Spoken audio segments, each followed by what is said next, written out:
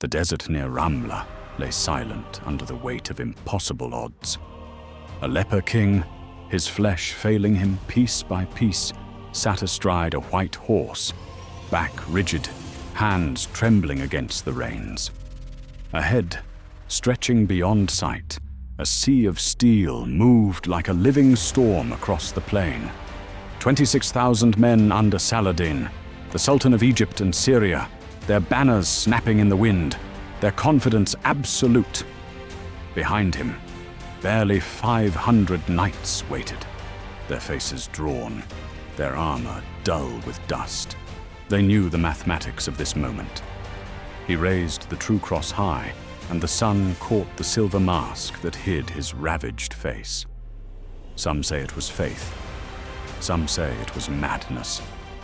But on that November day, in 1177, history records the impossible. The tiny, bleeding kingdom of Jerusalem stood firm, and the greatest army of the age broke before a dying man who refused to bow. This is the story of the miracle at Montgisard. Sunlight streamed through the stained glass of St. Anne's Cathedral in Jerusalem, painting the stone floor in fragments of crimson and gold. In the shadows, priests whispered. Their voices carried worry, not prayer. The kingdom was fracturing from within, and the boy who wore the crown was marked by God or cursed by him, depending on whom you asked. Baldwin IV became king of Jerusalem at 13 years old. By 16, the disease was undeniable. Leprosy. The word itself was a sentence. Exile, decay, a slow theft of sensation until the body became a stranger. His fingers lost feeling first, then his face. The physicians wrapped his hands in silk. The courtiers averted their eyes. And when the lesions could no longer be hidden, they fashioned him a mask of beaten silver, smooth and featureless, reflecting the world back at itself, while the man beneath disappeared. Each morning, the servants lifted that silver veil over skin that no longer felt pain. Each morning, Baldwin rose anyway. He was not supposed to rule. The disease should have disqualified him. But his father, Amalric I, had died suddenly, and Baldwin was the only legitimate heir. So the crown passed to a boy whose body was betraying him, whose kingdom was a sliver of Crusader territory, wedged between hostile powers, whose life expectancy was measured in years, not decades. The court of Jerusalem was a nest of vipers dressed in silk. His sister Sibylla, beautiful and ambitious, maneuvered for her son's eventual claim. Her husband, Guy de Lusignan, a man of average skill and extraordinary arrogance, whispered poison in corridors, gathering allies, waiting for Baldwin's inevitable decline. The Templars argued for aggression. The Hospitallers counseled caution. The nobility bickered over land rights, while the treasury bled dry from constant skirmishes. And beyond the walls, rising like a dark star, was Saladin, Salah ad-Din, Yusuf ibn Ayyub, Sultan of Egypt, conqueror of Damascus, unifier of the fractured Muslim states, a warrior of legendary discipline, a strategist of frightening patience, a man who had sworn to reclaim Jerusalem for Islam. Where previous Muslim leaders had fought amongst themselves, Saladin brought unity. Where others had been content with raids, Saladin built an empire. The chroniclers wrote of him with grudging respect. Even the Franks who called him enemy could not deny his honor. He kept his word. He treated prisoners with mercy. He prayed 5 times daily and led from the front. If Baldwin was a king condemned by flesh, Saladin was a sultan anointed by destiny. By 1177, Saladin's power had grown immense. He commanded vast armies, tribute from Egypt, loyalty from Damascus to Aleppo. The kingdom of Jerusalem, by contrast, could muster perhaps 2,000 knights on its best day. And that was before counting those garrisoning castles, those patrolling borders, those too wounded or too old to ride. The two men had never met face to face, but they knew each other through the language of war. Saladin probed the borders. Baldwin reinforced the castles. Saladin raided supply lines. Baldwin struck back at caravans. It was a dance of calculated violence, each testing the other's resolve. And then, in November of 1177, Saladin made his move. Word reached Jerusalem on a dust-choked afternoon. A messenger, half dead from riding, collapsed before the throne. Saladin had crossed into Crusader territory with his full army, 26,000 men, infantry, cavalry, archers, a force so massive it took hours to pass a single point. They were marching north toward the coast, burning villages, scattering defenders, moving with the confidence of men who believed resistance was futile. The council convened immediately, the hall filled with raised voices and grim calculations. Guy de Lusignan argued for retreat, preserve what forces they had, fall back to fortified positions, wait for reinforcements from Europe that might never come. The Templars wanted to defend Jerusalem itself. The merchants begged for someone to protect the coastal cities where their wealth lay vulnerable. Baldwin listened from his throne, the silver mask catching torchlight, impossible to read. When the arguments devolved into shouting, he raised one gloved hand. Silence fell like a blade. "Summon every knight we have," he said, his voice steady despite the weakness in his frame. "We ride to meet him." The room erupted. Madness, they said. Suicide. The king was ill, fevered, not thinking clearly. Better to preserve the army than throw it away in a doomed gesture. But Baldwin had already stood, leaning heavily on the arm of his regent, and his next words cut through the chaos. "If we hide behind walls while Saladin burns our kingdom, we are already defeated.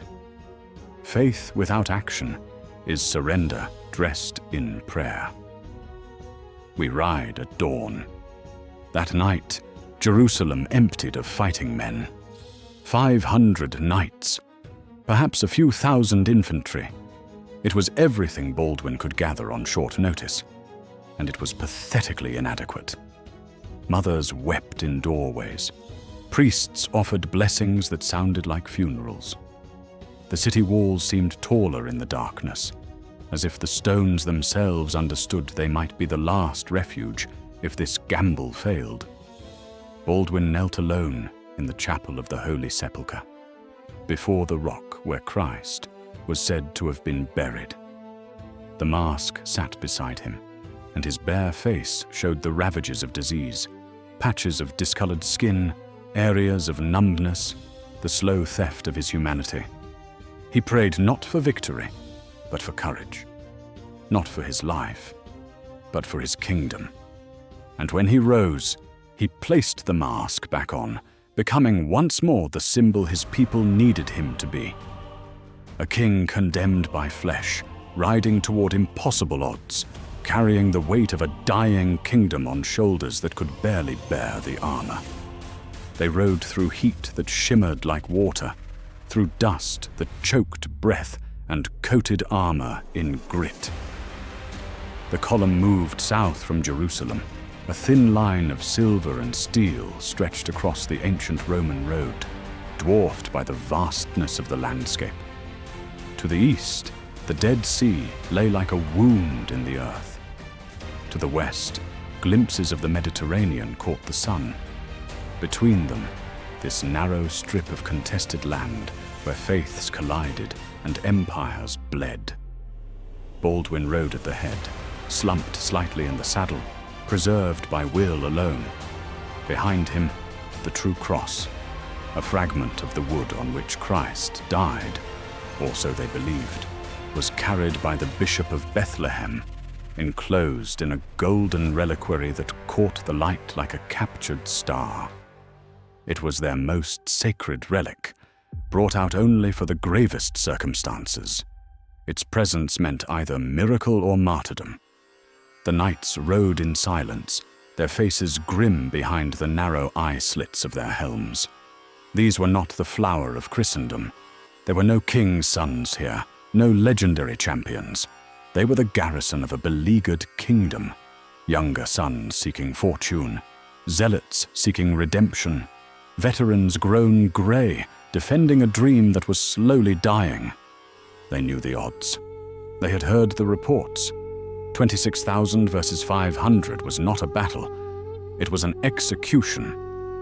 Reginald of Sidon, one of Baldwin's most trusted commanders, rode alongside the king. "Sire," he said quietly, so others would not hear, "it is not too late to turn back. Preserve the army. Make Saladin come to us at Jerusalem where the walls are strong." Baldwin's masked face turned toward him. And watch him burn every village between here and there? Watch him slaughter the pilgrims on the Jaffa road? Watch him prove that Jerusalem's king hides while his people suffer? The voice was weak but unyielding. "No, we ride. Then we ride to our deaths. Perhaps." A pause, the sound of hooves on stone. Or perhaps God has a different plan. They passed villages already abandoned, fields left half-harvested, wells deliberately poisoned by retreating populations. Smoke rose in distant pillars where Saladin's advance forces had put settlements to the torch. This was the face of invasion, not the glorious clash of armies, but the methodical destruction of everything that could not be carried away. At night, they camped without fires, eating cold rations, speaking in whispers. The chaplains moved among them, offering confession. Many men took it. They wrote letters they would never send, carved names into the leather of their saddles, pressed crosses to their lips. Faith and fear walked hand in hand through the darkness. Baldwin could not sleep. The disease had stolen much, but it had given him insomnia. Or perhaps that was simply the burden of command. He walked among the sleeping men, his steps uncertain, leaning on his chamberlain. He paused by a young knight, barely 20, face smooth, gripping a rosary even in sleep. "Do they know what I'm asking of them?" Baldwin whispered. "They know," his chamberlain replied, "and they follow anyway." "Why?" "Because you're here. Because the king who should be dying in silk is dying in armor instead." That means something. On the second day, they received word from scouts. Saladin's army had divided. The main force was pushing toward Ascalon on the coast, assuming the Crusaders would defend their port cities. But a significant portion, still numbering in the thousands, had turned east toward Ramla, driving herds of captured livestock, laden with plunder from raided caravans. It was the opening Baldwin had been praying for, a divided enemy, a force still vastly superior, but no longer absolutely overwhelming. And terrain he knew, the plains around Montgisard, a low hill near the ancient city of Gaza, where the ground was treacherous with hidden marshes and seasonal streams. He called his commanders together as the sun set, spreading a crude map across a saddle. "Here," he said, pointing with a gloved finger that trembled slightly. "Montgisard. The ground slopes down to swampland on the west. If we can position ourselves on the high ground, force them to advance uphill.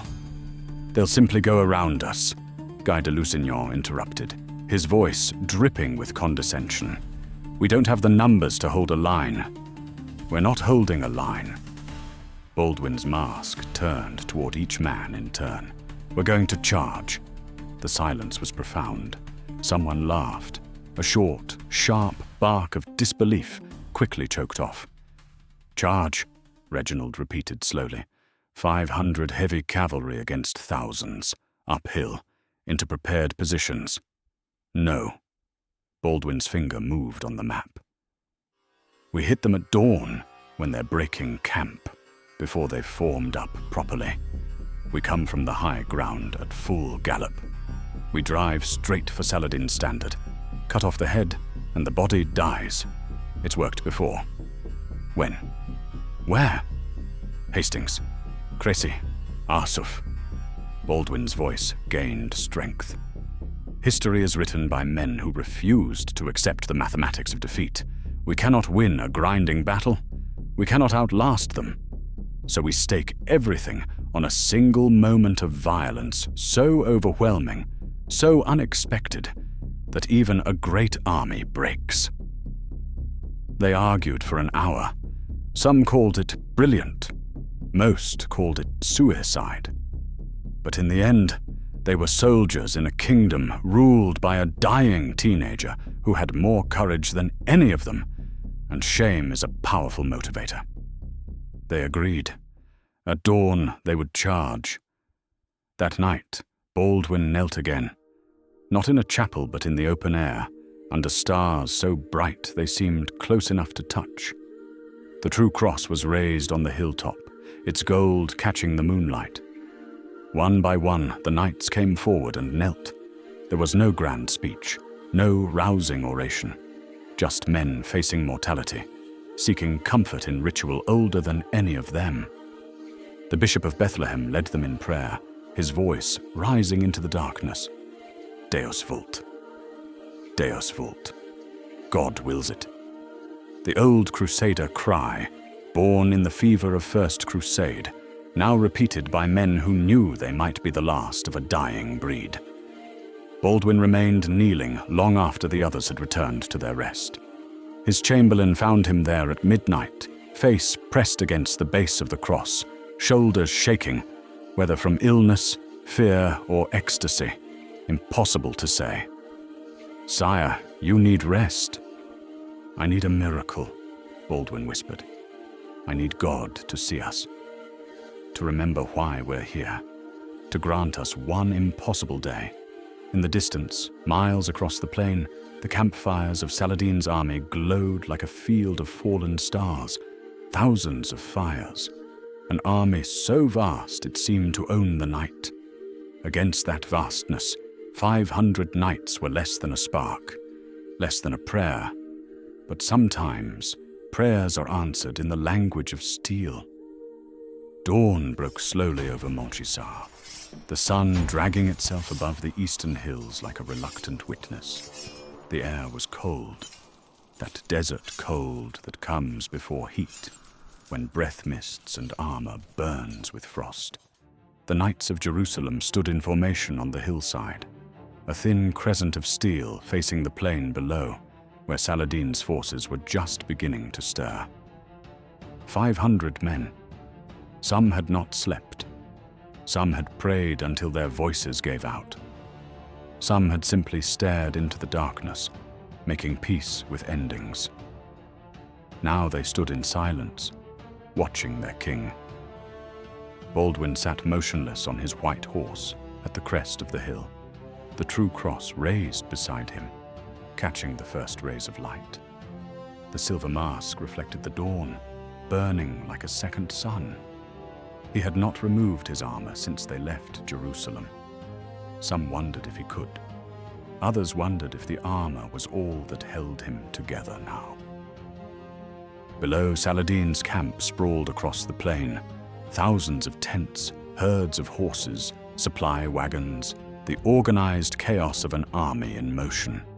They had made camp the night before, expecting no resistance, confident in their overwhelming numbers. Now they were breaking fast, preparing for another day's march toward the coast. Scouts had reported Crusader forces in the area, but the reports were dismissed. How large could a Crusader force be? A few hundred at most. Hardly worth altering plans. Saladin himself stood outside his command tent, consulting with his officers.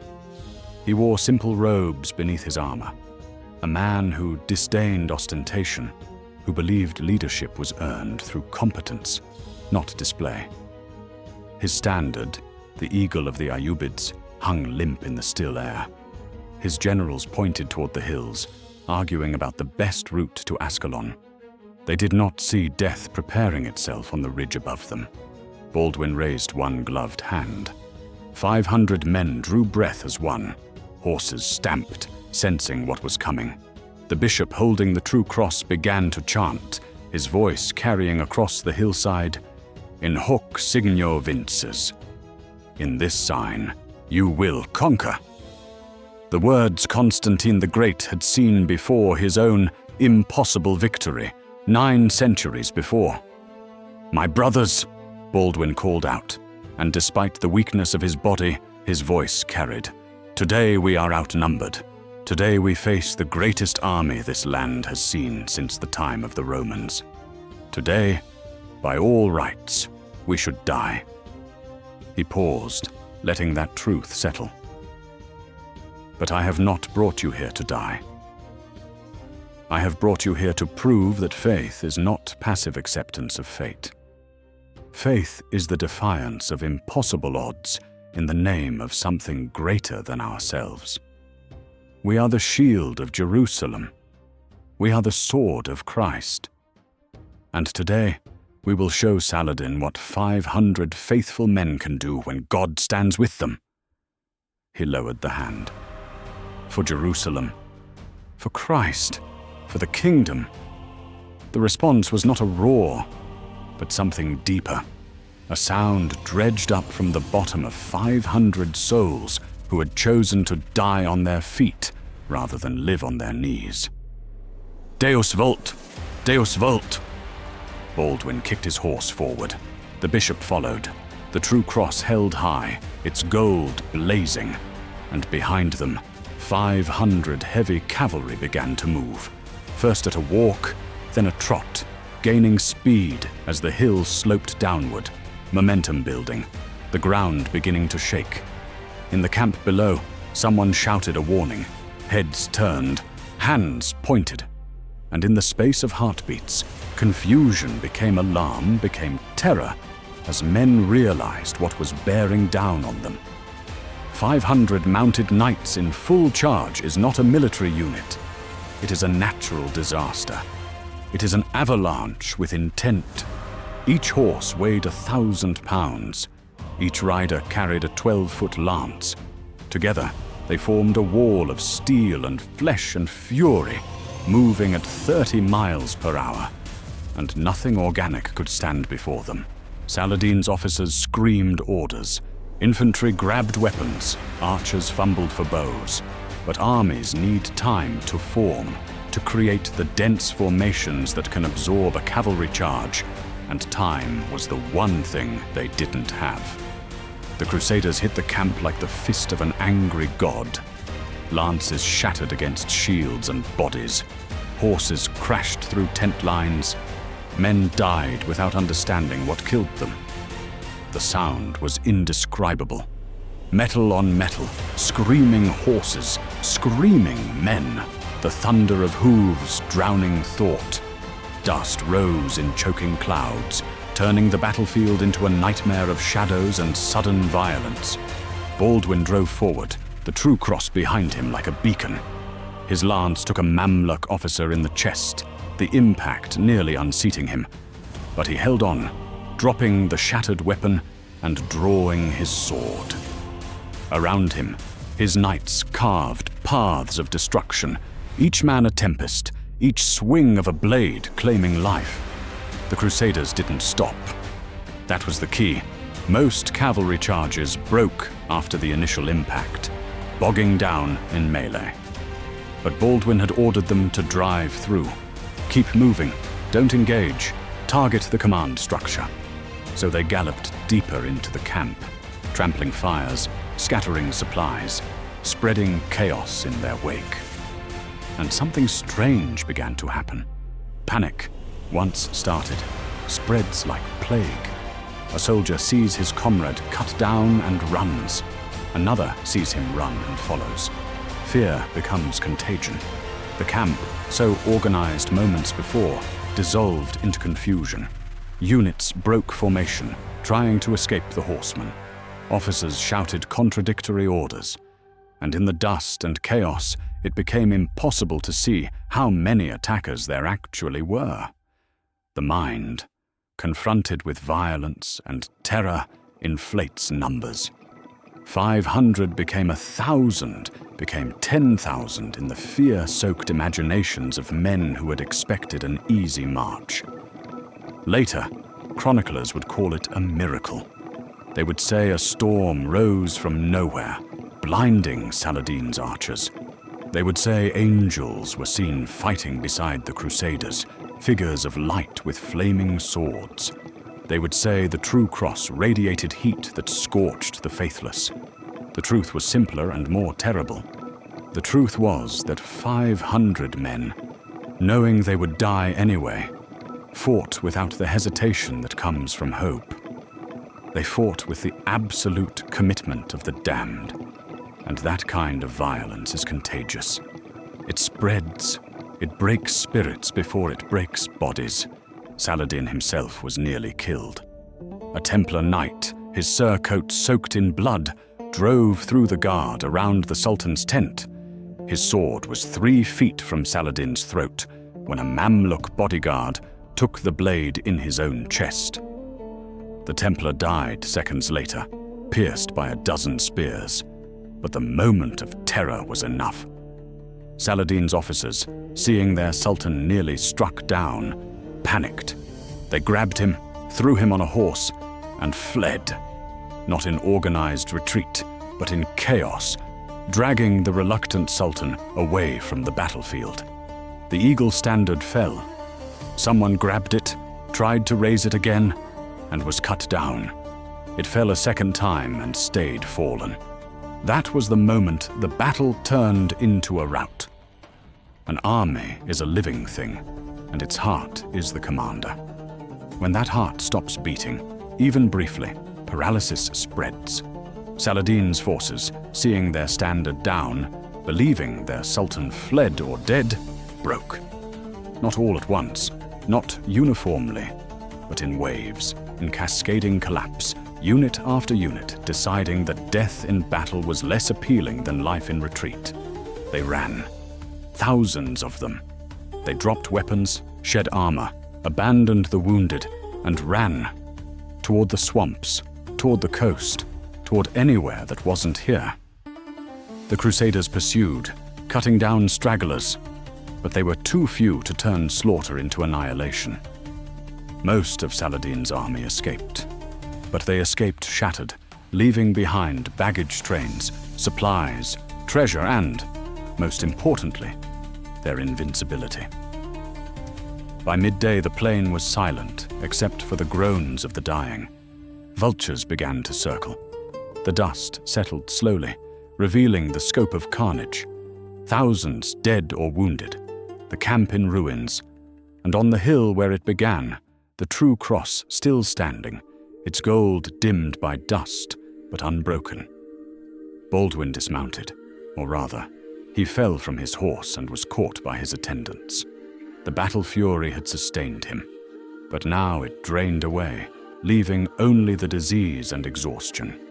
They lowered him to the ground, and he lay there, the silver mask, staring up at the sky, chest heaving. "Did we win?" His voice was barely audible. "Yes, sire, we won." "How?" No one had an answer. It should have been impossible. It was impossible. 500 against thousands, and the 500 stood while the thousands fled. The mathematics didn't work. The tactics didn't work. By every reasonable measure, they should have died in the first 10 minutes. And yet... "God," Baldwin whispered. It was God. Perhaps it was. Perhaps it was perfect terrain, perfect timing, perfect psychology.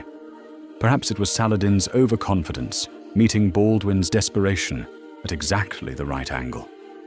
Perhaps it was all of these things and none of them. Or perhaps sometimes 500 men with faith can bend the world. They rode into the smoke as men. They came out as legends. Evening fell across the battlefield like a shroud. The sun, which had risen on impossible odds, now set on impossible victory, painting the sky in shades of amber and blood. The Knights of Jerusalem moved through the carnage like ghosts, finishing the mercy killings, tending their own wounded, salvaging what they could from the wreckage of Saladin's camp. The price of their miracle became clear in the fading light. Of the 500 who had charged that morning, barely 300 remained whole. 50 lay dead, their bodies stripped of armor and piled for transport back to Jerusalem. The rest carried wounds, broken bones, sword cuts, lance punctures, the brutal arithmetic of close combat. But they had lived. Against all reason, they had lived. Baldwin was carried to a tent erected among the ruins. His physicians stripped away the armor, revealing the toll the battle had taken. His hands bled where blisters had opened. He had gripped the reins so tightly that even his deadened nerves had registered damage. His legs were bruised from the saddle. Fever was setting in, the disease taking advantage of his exhaustion to advance its slow conquest. He did not care. He lay on a simple cot, the silver mask beside him, and for the first time in weeks, something like peace crossed his ravaged features. "Send word to Jerusalem," he whispered to his chamberlain. "The king lives. The kingdom stands. Saladin is broken." Temple bells rang across the coastal cities when the news arrived. In Jaffa, in Acre, in Jerusalem itself, people poured into the streets. Some wept, some danced. Most simply stood in stunned silence, trying to comprehend what their dying king had done. The impossible had occurred, and they were witnessing the aftermath of miracle. But in his command tent, Baldwin understood something the celebrating crowds did not. This was not a final victory. It was a reprieve. Saladin had lost a battle, not the war. His empire remained intact. His resources were vast. His determination was unshaken. He would return, and next time he would be cautious, prepared, unbreakable, and Baldwin would be weaker. The disease never rested. Each day stripped a little more away. Sensation, strength, time. This charge might have been his last. Probably was his last. The victory at Montgisard would be his masterpiece and his eulogy, written in the same breath. Saladin reached Cairo a week later, riding through the gates at night to avoid the crowds. His generals waited in the palace, expecting rage or recrimination. Instead, he sat in silence for long minutes, his face unreadable. Finally, he spoke. "Tell me about this king," they told him. About the disease, about the mask, about a teenage ruler who should have been hidden away, but instead rode at the head of his army. About a charge that defied every principle of warfare and succeeded anyway. Saladin listened without interruption. When they finished, he nodded slowly. "He is either a fool or a saint. Perhaps both." A pause. "We will not underestimate him again." The chroniclers of both sides recorded the battle with awe. Muslim historians called it the disaster at Montgisard, writing of how a great army was scattered by a force they could barely count. Christian chroniclers declared it divine intervention, evidence that God fought for Jerusalem, that the cause was just and holy. William of Tyre, the kingdom's premier historian, wrote, "In this day was made manifest the power of the Lord, who grants victory not to the multitude, but to those who serve him with pure heart."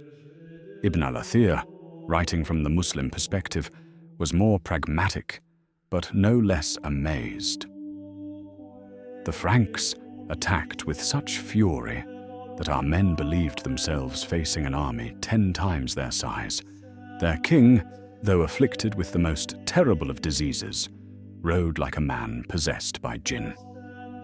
Both agreed on the essential facts. 500 had faced thousands. The 500 had won. The world had changed in the space of a morning. In Jerusalem, Baldwin recovered slowly. The victory bought him political capital. The doubters fell silent. The conspirators retreated. Even Guy de Lusignan had to bow and offer congratulations through gritted teeth. For a few years, the kingdom enjoyed relative stability, the memory of Montgisard serving as shield against both external threats and internal division. But the disease continued its work. Baldwin's fingers curled into claws. His sight began to fail. The silver mask became not a choice, but a necessity, hiding damage too extensive to show in public. He ruled from behind that mirror face, his voice growing weaker, his body betraying him in 1,000 small defeats, even as his mind remained sharp. He never led another charge. The physicians forbade it. His council forbade it. His own body forbade it. Montgisard had been the culmination of everything he had: courage, faith, desperate defiance against fate, and he had spent it all in one perfect morning. By 1185, he could no longer rise from bed. The kingdom's nobility gathered like vultures, fighting over succession, undoing in conferences what Baldwin had preserved on battlefields. He died that spring, barely 24 years old, having ruled for 11 years that should have been impossible. They buried him in the Church of the Holy Sepulchre, in a tomb marked with simple words: "Here lies Baldwin IV, King of Jerusalem, who trusted in God and was not forsaken." The kingdom he saved lasted just 2 more years. In 1187, Saladin returned with an army twice the size of the one at Montgisard, led by commanders who had learned the lessons of underestimation.